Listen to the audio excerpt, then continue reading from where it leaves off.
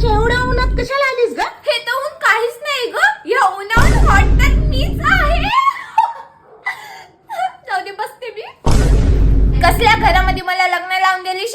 चुलत देराचं म्हणताय साखरपुडा आहे आणि मला बोलिलेच नाही आणि माझ्या छोट्या गावाला बोलिले, पुन्हा गावाला बोलिले. मी नांदेड मध्ये राहते म्हणून काय झालं, बोलायचं होतं की नाही? जाऊ दे, बरं झालं बोललेलं नाही. मी हॉट आहे ना एवढी, जर तिथे गेले असते तर त्याच्या मंडपालाच आग लागली असती.